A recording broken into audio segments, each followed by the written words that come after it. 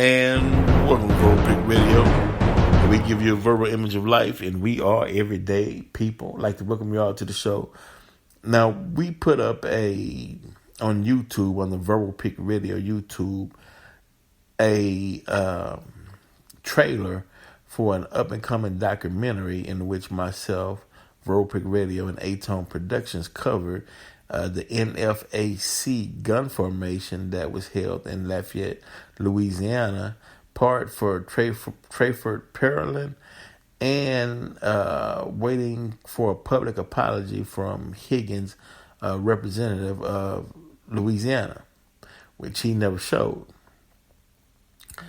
And while we were covering the speech that Grandmaster Jay gave, we were covering even some of the 3% of the Proud Boys that were there. Just the overall event, the mood of the event, the people that were gathered, the seriousness of the soldiers that were there who understood that it could jump off today, but they were willing to give their lives for a cause that was greater than themselves, right? So as we posted the trailer, I get a comment from a cute little Susie, which I guess they deemed from the beauty of the eye of the beholder. She said they, and she spelled it D-E-Y, jest, she spelled it J-E-S-T, like a marching band, sept, C-E-P-T, they, D-Y again, all out of step and disorganized. D-E-M-A-G-O-R-E-T-T-E, supposed to be the majority, but the majority is really a private in real life. I guess she was saying that, that's that old white supremacist mindset of that whenever black people do something that's serious and meaningful, they always have to joke about it to try to demean the seriousness of the situation. But see, little Susie, white folks, Caucasians, colonizers, Yakubs, grafted devil, whatever terminology you want to go by, it don't really matter to us. But see, the thing that you fail to realize is your old tricks doesn't work anymore. Nobody sees you as significant. White privilege is through. So the trying to make fun and the jokes and whatnot, that's over with. It has no effect because we know you now, right?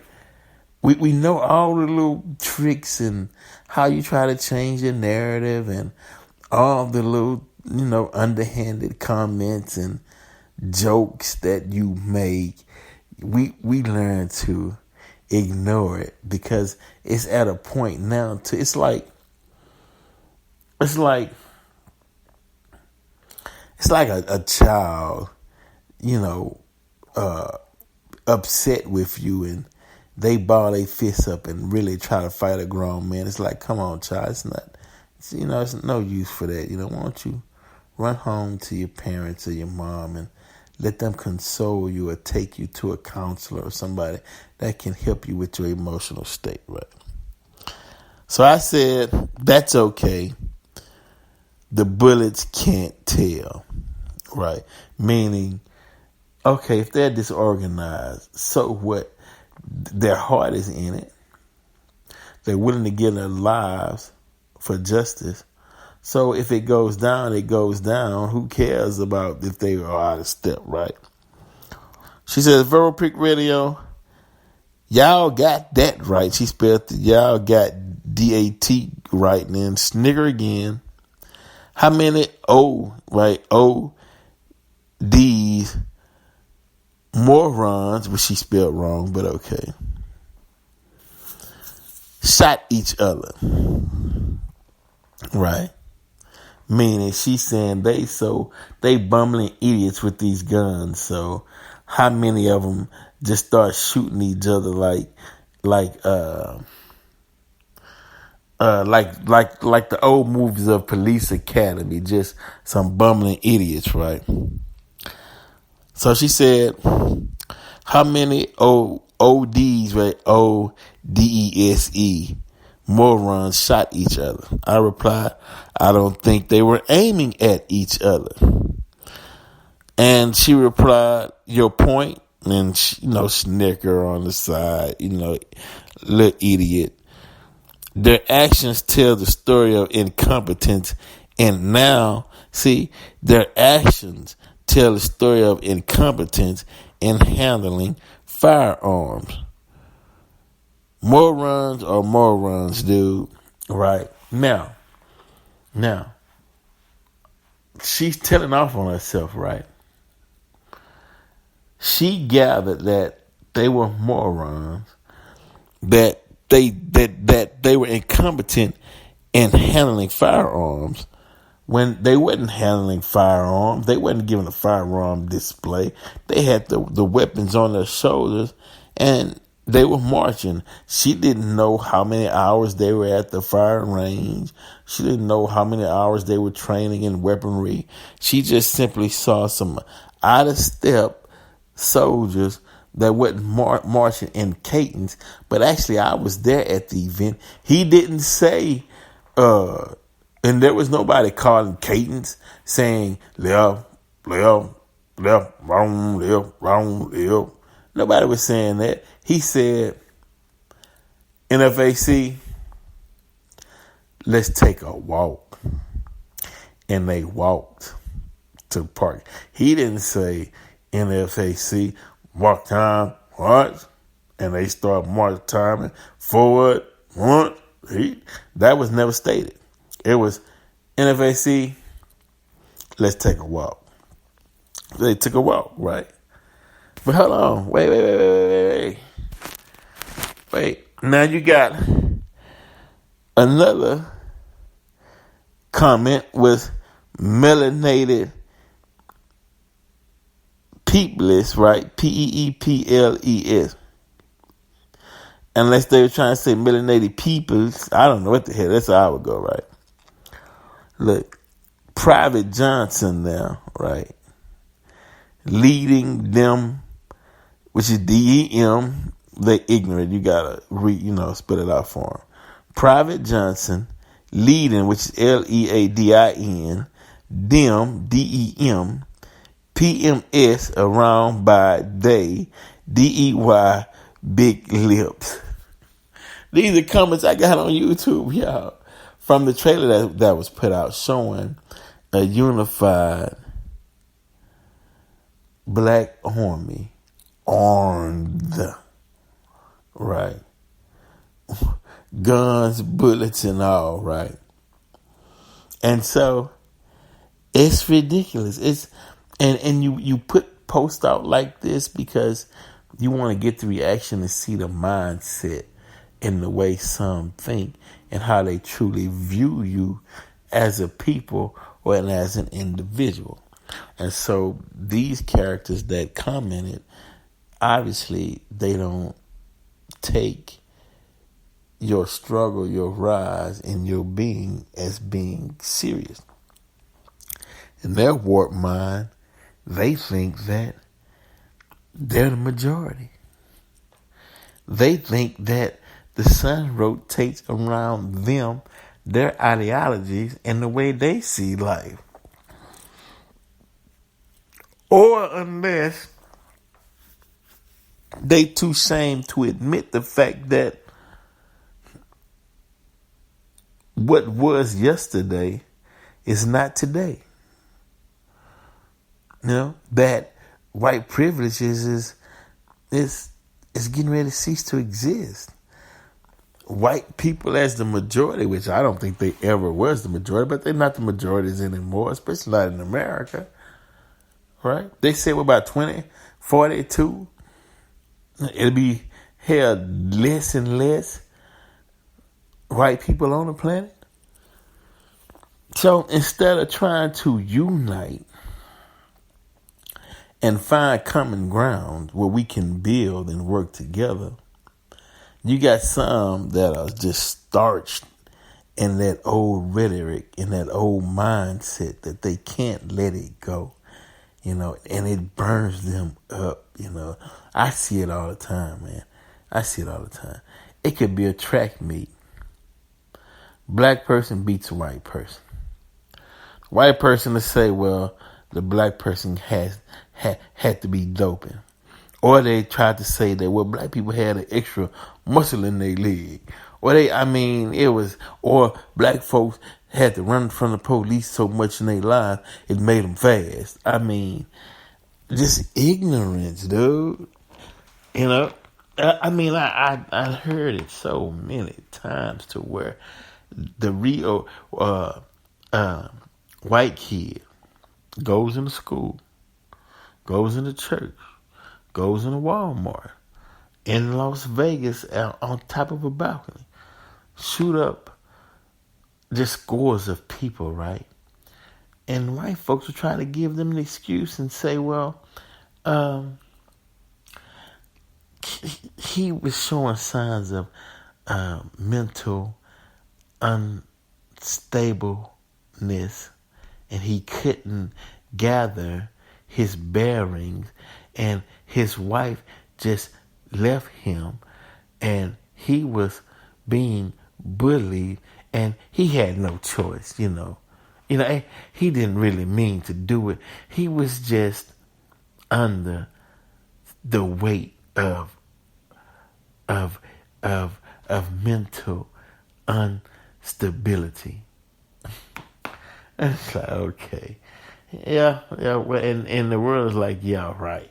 Nobody believes anymore. Or like with Donald Trump, right? Trump needs to concede right now if he wants to save his legacy, And it's like, what you mean right now? He been burnt up his legacy. Are you saying that you all are still trying to give him a way out and a chance to save his legacy? Well, he's white, so, we can't talk down on our own kind. We can talk down about you, though, black people, because we don't like you. We can talk down about you. We can malign you. We can, we can talk bad about your efforts and, so on and so forth, right? But when we turn around now, which we are, and we say, look, you know what? The reason why we took your shit for so long is because we was hoping that one day you change and see us as your equals, right? But now it's like, who gives a shit? Who cares what you think? Who cares what you say? Because your words doesn't hold any weight. You have no status within society. You are not the majority. So your insults is just empty rhetoric. It's like a bag full of just air. And when you squeeze that bag, all the air comes out. And who cares? It's insignificant. You ball the bag up, throw it on the ground, step on it, keep moving, or pick it up, throw it in the trash, whatever you want to do. But it's just an empty bag. That's where we're at today. We're at the point to where, look, stop. Stop. And then they say, well, black people. See, you all are too sensitive. But what the colonizers fail to realize, what white people fail to realize is, you ran out of, we know every trick in the book that was used upon us. We know when you think that, hey, all you got to do, see, when you make a black person upset, put the white Jesus in their face. Put the sky daddy in their face. That straighten them out real quick. Then they say, well, if that don't work, give them a nice smile and shake their hands, They usually get the job done, That way you're able to trick them again, try to. Or if all this fails, you know what you do? You look them in the eye, right? And you tell them, you know what? I love you in the name of Christ. That really gets over on to them. We know all the hustle, all the game, you played the same hand so much to where it's predictable now. It's outdated. Basically is what I'm saying. So just because you don't take the NFAC serious doesn't mean we have to follow your lead. That's the point I'm trying to make. Who cares what you think or say? It has no merit. It's empty. And as a matter of fact, you don't see a lot of black people commenting on white folks' posts when white folks dealing with the white militia, whatever. We don't give a damn. We're not even involved in that. But you will always find nosy white people sticking their nose into our affairs and actually try to formulate an opinion about what we're doing. Right? And have a strong opinion. And then within that opinion, they hurl negative insults, negative connotations in which they think that it will go over our head and we won't catch it as they try to slip something in, something negative in and set it on the table for us to deal with. Like, we're just going to accept it because you white and it must be pure and it must be clean and it must be good because it came out of the mouth of a white person. Yeah, right. Them days. Black people don't even think like that. Those days have been long gone. Trust me. But I do appreciate the topic. I do appreciate you giving us something to speak on in which we created a show out of, but I'm just saying, why worry about what we're doing? We are not the aggressor. Black people are not saying, hey man, we got to get white people for what they did to us. No, black people are saying, hey, look man, we got to stop these police killings that's unjust, right? The ones that's unjust, such as the young lady in Dallas when her neighbor called the police.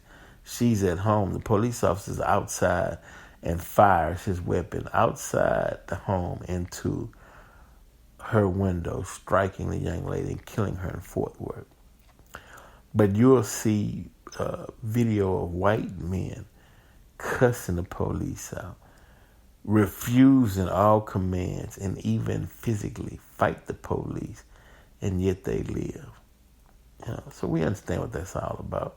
And I'm pretty sure you, little Susan, you know what I'm talking about, and you know the attitude towards police by white males and how they speak to them. Black people can't get away with that, whether it be male or female. So we're not, this is what I'm saying on this show today. We really do not care what you think. We don't care what you believe. We don't care the narrative or the spin you try to put on things to hold yourself up. None of that. You're irrelevant. It's irrelevant. But I wanted to address the situation because I understand the underlying tones of two things. One, it's racism. Well, really three things. One, it's racism. Two, it's fear. Right? And three, it's when people hurl insults at another individual, they do that to make themselves feel whole and secure. Right? And one, when you do your investigation, you will find that black people really don't care what white folks think or do. And then again, that might be the problem. Maybe white people want our attention. Maybe they want our mind and our attention to stay focused on them because they know wherever the mind goes, the body and the actions goes. Meaning if you put your mind on something and it's constantly on that object, right, then you become a part of the object in which your mind is solely focused upon. You studying that object. Now it's okay to study the colonizer or history so you can understand all the major players and factors that went along to the black demise, or i.e. slavery, right? It's easy. You got to go back and look at the whole picture. You got to look at Portugal. You got to look at Spain. You got to look at the Moors, right? You got to look at America in the War of Independence, right? You got to look at Crispus Attucks, right? First one shot, black man, Mr. Attucks. You got to look into all of that. You got to look at who was here before Columbus came. Who were the actual people that was on American soil before Columbus, right? Who were the Spaniards and who were the Romans? What's the similarities between the two? And what part of Italy did the Moors conquer, right? And why do you have pale-looking Hispanics and Native Americans? And why are the indigenous people speaking Spanish?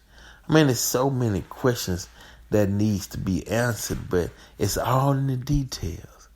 And then you got to ask yourself, well, why is it, though, whether it be a white male or a white female, Caucasian male or Caucasian female, right? Why is it that they so focused on what black people are doing? Why, when you had more than 3 or 4 blacks standing together just conversating, they always had to break it up, right? What's the purpose in white people not liking black people to wear their natural hair as far as dreadlocks and whatnot? What it has to do with them?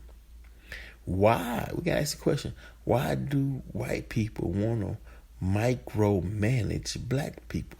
And that's what Lil Susie was doing, micromanaging all the way down to the steps.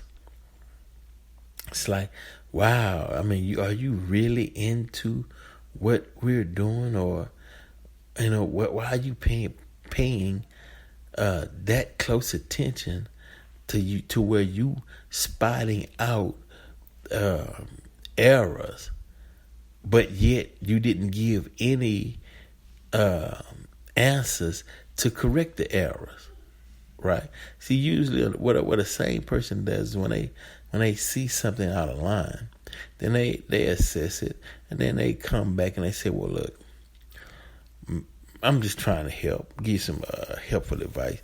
If you do this, and so, this will improve on what you're doing, and you might, it might give it a certain look, right? And so that's what normal people do. But no, not these people. Criticism with an aim and a purpose. But but we know the psyche, and you try to hide it, but you can't. We pull it right out your mind. And go ahead on and say what you actually truly wanted to say. Right. Rhetoric Radio.